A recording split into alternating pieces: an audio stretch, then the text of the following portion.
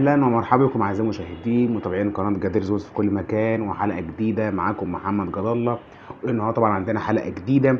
وقبل اي حاجه طبعا بننزل لحضراتكم عن فتره الغياب دي كلها، طبعا ظروف خارجه عن ارادتنا زي ما حضراتكم عارفين اكيد، وطبعا حاجه ما تبقاش بايدينا. ولكن خلينا نكون متفقين مع حضراتكم النهارده عندنا حلقه دسمه جدا جدا، وهنتكلم عن اخبار كتيره جدا في الصحه الرياضيه عشان حضراتكم تبقوا عارفين الدنيا ماشيه ازاي، واخبار مهمه جدا في جميع النواحي، الاهلي والزمالك واخبار مهمه جدا.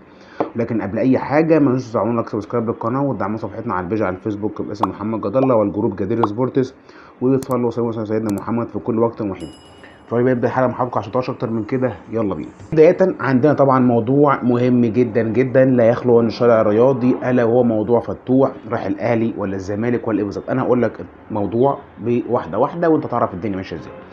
اول حاجه فتوح في مفاوضات من النادي الاهلي، في مفاوضات بشكل كبير جدا، ورجل اعمال معروف جدا في النادي الاهلي هو اللي بيدعمه بشكل كبير جدا الفتره الاخيره، بعد ان الكابتن يعني استاذ ياسين منصور سحب نفسه من الاهلي من شركه الكوره.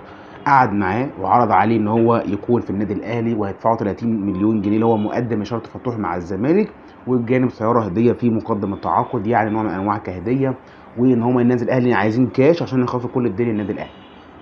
فتوح كرد فعله ايه؟ كان قال لوكيله: انا والله يا عم انا مش هعمل اي حاجه احترم من الزمالك، انا بحب الزمالك، انا مش هعمل اي حاجه الا ما اعرف رد فعل الزمالك بعد الانتخابات. وكان رده كالاتي: قال لك انا مش همضي على اي ورقه ولا اي حاجه الا لما الزمالك يدينا رد، سواء بالتجديد او بالرفض او ايه اللي هيحصل معاه. الناحيه الثانيه نادي الزمالك رجل اعمال كبير ايضا من قائمه الكابتن حسين لبيب دخل في الموضوع، قال لك احنا مش هينفع كده، احنا هنرد على النادي الاهلي. بجانب برضه في موضوع ثاني اللي هو محمد شريف اقول لك عليه بشكل مفصل، داخل مقاومتهم هيردوا بشكل قوي جدا. وقال ان هو احنا ان شاء الله هنجدد فتوح وهنديله مقدم التعاقد هيكون عليا انا، بجانب ان الزمالك هيمضوا 3 سنين بمقابل 45 مليون جنيه او 50 مليون جنيه في الثلاث سنوات. فحتى الان فتوح الزمالك خلاص على مقربه ان هو مش هيكرر تجربه امام عاشور مره اخرى، وان هو قال لك احنا مش هنقع في نفس الفخ والاهلي يسحب مننا لعيبه، بالعكس احنا داخلين بعهد جديد ان احنا نقدر ناخد عن لعيبه النادي الاهلي، وعندنا القدره الماليه ولا الكفاءه الشرائيه للسيطره على سوق الانتقالات. فتوح حتى الان الكوره في ملعب الاداره الجديده وملعب نادي الزمالك في ان هو خلاص الموضوع ليه اللاعب بشكل كبير جدا.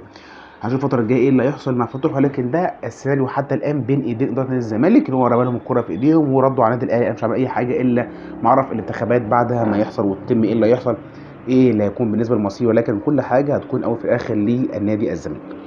ده بالنسبه لموضوع فتوح وتفاصيله. الجزء الثاني عندنا برده في الحلقه موضوع انتخاب الزمالك، كابتن فاروق جعفر، كابتن حسين لبيب، والكابتن عمر هريدي. طب ده افضل طب ده احسن؟ انا كوجهه نظري كمحمد شايف الرؤيه من بره كابتن حسين لبيب افضل. هيقول لي ليه؟ ان هو الراجل عنده علاقات كتير جدا، قائمته يعني متمحوره في اجزاء كتير جدا، ولها تشعبات وعلاقات خارج المجلس كتير جدا، هتقدر تخلص حاجات كتير من الزمالك انت مش شايفها دلوقتي، شايفها قدام، زي موضوع مثلا الياسات فيما بعد، موضوع القناه وتطويرها فيما بعد، موضوع شراء لعيبه، اعارات لعيبه، شراء لعيبه من بره، فلوس، سيوله ماليه، امور كتير جدا خارج الاداره او متشعبه من الاداره. فالعلاقات الزمالك افضل، خصوصا ان في مستثمرين في المجلس وخارج المجلس واداريين وفنيين ولاعبين كوره من المجلس وخارجه، فهيقدر يشمل الزمالك ويضخ اموال كتير جدا، ويقدر فعلا لازم بقى يعني في فكر تسويقي، فكر مالي، اداره استثمار، اداره فنيه، حمايه عقود اللاعبين، حمايه حقوق النادي، حاجات اداره في الفيفا. فالزمالك ما فيش جزئيه في القائمه بصراحه داخله الا وهي يعني حامياها او مغطيه بشكل كبير. كابتن فاروق جعفر مع احترام ليه هو داخل كاسم بس فقط، داخل باسمه ككابتن فاروق جعفر، لكن انا مش شايف له برنامج انتخابي، مش شايف له اي رؤيه فنيه اداره النادي، مش شايف له اي قوه، واي يعني بيتكلم بصرامه بحاله مشاكل النادي. هو كل ما داخل بيتكلم بس بمنطلق عام بامبريلا عامه كده بس، ولكن ايه اللي معاك ايه تقدر تخلصه؟ مفيش حاجه واضحه بشكل كبير. استاذ عمر هريدي كويس جدا وكناحيه قانونيه، ولكن يعني الراجل برضه ما عندوش الفكر الاداري، ان برضه الكابتن حسين لعيب القائمه بتاعته فيها جزء كبير جدا الا وهي انها تيم ورك، مش واحد بس يشتغل. حتى لو انت ملياردير ولوحدك مش هتنجح، اللي معاك تيم وورك هتخلصوا كل حاجه مع بعض. فده بالنسبه لاول جزئيه انا حاببها جدا في قائمه الكابتن حسين لبيب. ده بالنسبه لشركه انتخابات نادي الزمالك، وهيكون في طبعا منافسه كبيره جدا من الكابتن عمر الهريدي، عفوا الكابتن هشام نصر وهاني العتال بشكل كبير جدا. الاثنين واحد عنده فكر قوي جدا لقاعده جماهيريه. هاني العتال ليه يعني قاعده جماهيريه كبيره جدا جدا، ويعني حاجه ممتازه. وانا عاجبني حاجه حلوه قوي في القائمه ان هو ليه علاقات كويسه جدا مع كابتن حسين لبيب وافضل من رائعه، والكابتن هشام نصر برضه ليه علاقات كويسه، وعلاقته مع احمد سليمان كويسه جدا. فمش هتلاقي صراعات بين ابناء النادي زي ما كان بيحصل مع مرتضى منصور وممدوح عباس واحمد سليمان، مفيش صراعات، الزمالك هيفوق. كل الناس بتحب بعض. حتى الكابتن حسين قال جزئيه مهمه في غايه الاهميه، قال لك لو الكابتن من عتال كسب انا عندي سيناريو في دماغي ان انا زي دول مش هنص لينا ونعمل برضه بحيث يستفيد من خبرات هاني العتال وان هو راجل مليونير ورجل اعمال. فدي جزئيه مهمه جدا. ان شاء الله الزمالك يفوق، وان شاء الله الفتره الجايه يكون صالح نادي الزمالك.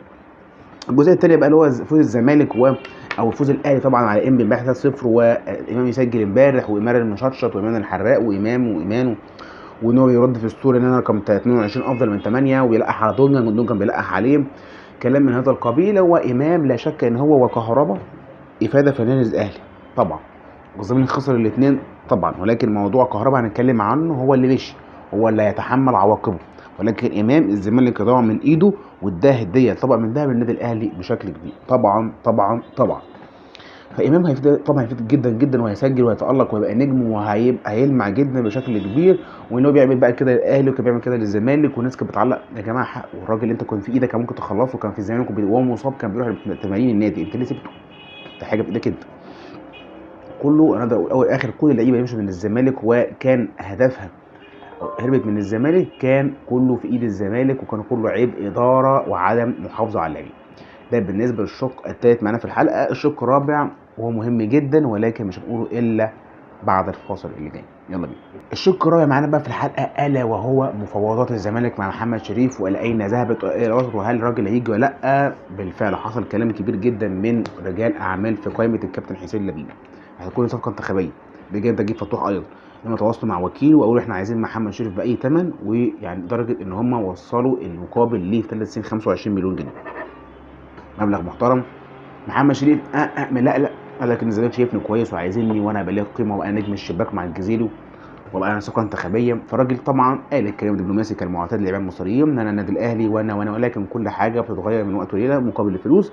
فالمفاوضات مع شريف نامت وصحي، فلكن الزمالك مصمم ان هو يخطفه ويبقى رد على امام عاشور. انتوا طلعتوا لعيب كوره احنا طلعناه وخدناه، فهنشوف الفتره الجايه ايه اللي هيحصل. ولكن الموضوع يعني شريف سهل هو يعني قريب لانه كان في فتره كتير جدا فتره كبيره كان عايزين يردوا بيه على صفقه كهرباء، ولكن الموضوع من فتره كبيره يعني. فهنشوف الفتره الجايه ايه اللي هيحصل بالنسبه لمحمد شريف. بالنسبه بقى للكلام دونجا وامام وبيرد على امام والزمالك عاقبه عن طريق ابو واحد السيد وعاقبوه وطلع معاقبه عليه وكان موضوع محمود علاء وما الى ذلك. ولكن النادي الزمالك واحد السيد سيطر على الموضوع وقال لي احنا مش عايزين نرد في سوشيال ميديا ولا الكلام ده كله ولا اي حاجه من هذا القبيل، وقالوا ان الراجل احنا مركزين في افريقيا كونفدراليه عندنا انتخابات، فعايزين الدنيا تلم نقدر ومش عايزين يكون في كلام ويتاخد على لعيبه من عندنا بشكل كبير. دونجا احترم الموضوع وتم فرض عقوبه ماليه عليه. موضوع اخر مهم عامل ضجه جامده الا هو كهربا والزمالك. نهايه الشهر الجاي شهر 10 يكون الموضوع اتقفل تمام على لسان محمد كهربا، قال لك احنا ما عندناش مشكله الكهرباء يدفع الغرامه، لكن احنا فوضنا مع المجلس الحالي بان احنا ما ندفعش الفوائد اللي غدرها 300,000 دولار. ده الموضوع اللي قوبل من الزمالك برفض تام جدا، قال لك لا 300,000 دولار احنا اولى بيهم، يعني ما يقرب من حوالي لا مبلغ يعادل 40 مليون جنيه مثلا. ممكن فموضوع لا قال لك لا احنا اولى بهذا المبلغ وان احنا لا عايزين الفوائد بتاعته. كل ما يعد عليك مش معنى انك تطول وبيلعب وبيتالق وكل ده يتحسب على الفاضي، لا احنا عايزين فلوسنا. والزمالك رفض هذا المبدا، ولكن المفاوضات حتى ان ما عندوش مشكله يدفع الفلوس، ولكن عباره عن تاجيلات ويدفع الفلوس، ولكن عايز ما يكونش فيها غرامه يدفع وقت. ده اللي قابل بنوع من الرفض في نادي الزمالك. طبعا مش مفاوضات كبيره جدا من الزمالك على عمر كمال بفيوتشر. الزمالك والاهلي داخلين فيه صفقه كبيره جدا في يناير، هو عايزين يخاطبوا بشكل كبير جدا، الزمالك عايزه والاهلي عايزه.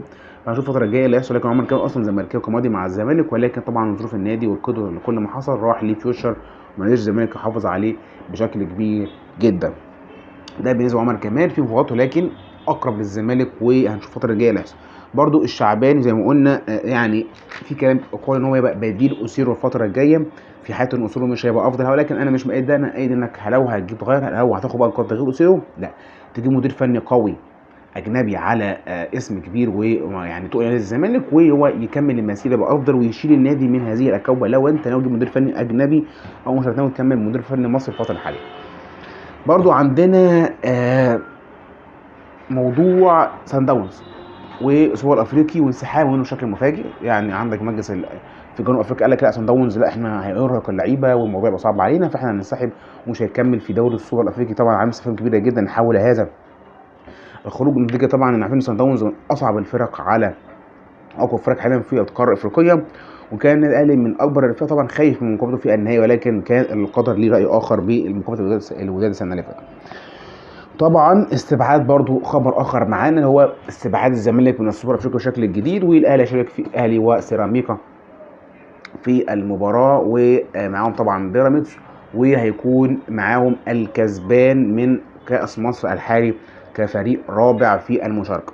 هنشوف الفتره الجايه ايه اللي هيحصل، وكذلك استبعاده من السوبر كفريق يعني ليه كواخد بطوله او حاجه، لكن هي لو الزمالك خد الكاس هيخش، الراجل لو كسب البطوله هيخش، ولكن تم استبعاده من ضمن السوبر الجديد. الاهلي هدد بالانسحاب لو الزمالك دخل انا مش هلعب، هتيجي ان هو اعتذر السنه اللي فاتت يعني. فشوف يعني الفتره الجايه ايه اللي يحصل برضه، كلها كلام مترتب على حاجه تحصل بعد كده انا بوضحها لحضرتك بشكل كامل. برضه ايقاف امين عمر بسبب مباراه الزمالك والفتره الاخيره بعد ضربه جزاء ما اتحسبتش وكان حق الزمالك وراح منها 2 بونت، ف اتوقف لاجل يعني مؤقت لوضع الزمالك والاهلي في حين يعني ان يتم التعيين معاه، وكان في كلام يتم اعاده برضه المقاولين ده مش هيتعاد لا هيتعاد، والكلام طبعا يعني اتنفى ومش هيتعاد خالص، ان احنا فتحنا الباب ده مش هنخلص بعد كده، وان طبعا هيبقى موضوع كل ما حاجه تحصل عايز تعيد المباراه مش معنى الزمالك وهكذا. اخر حاجه عايز اختم بيها ريمونتادا الزمالك مع سولار، وموضوعات كتير جدا تريقت على الموضوع ده وكان شايف سخريه كبيره جدا النادي الاهلي. هو الموضوع فعلا يثير السخريه كمبدا، لانك انت فريق زي ده ما تعملش المونتادا دي وتخش في الاجواء الحماسيه والجماهير وتخش في الدراما دي وانت لسه صغير 32 بدري، ولكن هو موضوع يحسب لامير الزمالك ان هو كان موضوع بعيد وكان خلاص كله قال لك خارج الزمالك خارج البطوله و4-0 في شوط واحد في ريمونتادا كويسه، دي يحسب للزمالك ويحسب للعيبه ويحسب لروح اللعيبه. وشايف لعيبه الزمالك عندهم يعني تيم الزمالك مش وحش اول الدرجه، ولكن انت لو الزمالك معاه مدرب كويس وفاهم قوي هيلمع اللعيبه بشكل كبير جدا، وهيلمع عمر جابر وهيلمع عمرو السيسي لما كان في الجيش وهيلمع الزنالي لما كان متالق مع الجيش، هيلمع لعيبه كتير جدا جدا الفتره الحاليه وهتفوق حرفيا، ولكن هي عايزه مدير فني يكون بيفهم يعني أسيرو تفكيره بعيد جدا عن الزمالك ومنطقيه اللعب، راجل بيفكر بمنطلق بعيد جدا عن المنطقيه. فاتمنى الفتره الجايه ان هو الراجل يلعب بمنطق ويلعب بتشكيل ثابت، حاجه ثابته، منطق معروف للجميع مفهوم تلعب بيه الفتره الحاليه. انا كده وضحت لك كل اخبار الساحه الرياضيه بشكل كبير جدا، واتمنى يكون الحلقه فاتك بشكل كبير. الحلقه عجبتك مش تعمل لك سبسكرايب للقناه وتدعم صفحتنا على البيج على الفيسبوك باسم محمد جد الله وجديل سبورتس. كما كان محمد جد الله، والسلام عليكم ورحمه الله وبركاته، دمتم في حياه الله وحفظه، الى اللقاء في حلقه قادمه. سلام.